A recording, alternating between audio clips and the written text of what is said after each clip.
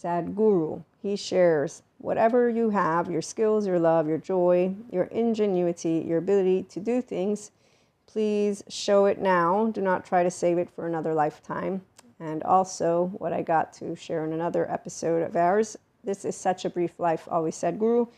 Doing what you truly care for is the only way to make your life worthwhile. Yes, but people who have non-bilateral integrated brains, meaning the ones who don't know how to be integrated, they don't know what life is worthwhile for, which is why we have a bunch of beautiful, smart therapists. Actually, I saw a lady, I don't know if she's a therapist or a coach, but she shares, how do you find out why your life is worthwhile living and stuff like that? And I'm like, just what? Huh?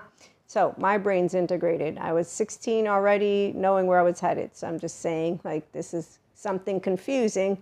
When I got to college, meeting people who were fucking and being upset about it, and me saying you don't have to fuck if you're lonely, and then thinking also how many of them were doing drugs and drinking in a way that was absurd. And I'm like, you're spending a lot of money. I still have loans. What are you doing?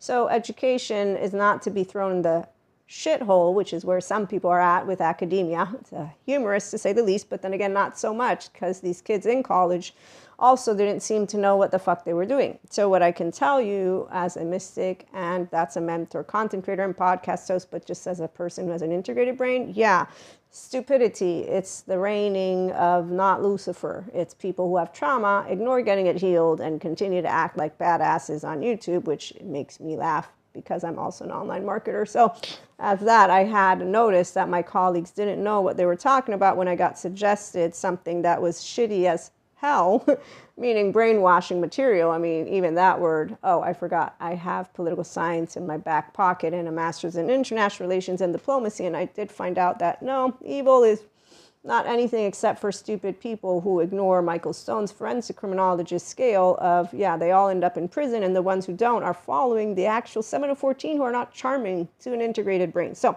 intellect and intelligence. Thank you, Dr. Daniel Siegel, for his interpersonal neurobiology course, and all of his courses actually have made me very well aware, as well as the honor to have been able to talk to him. And he's like, wow, you were already a differentiated self at 3.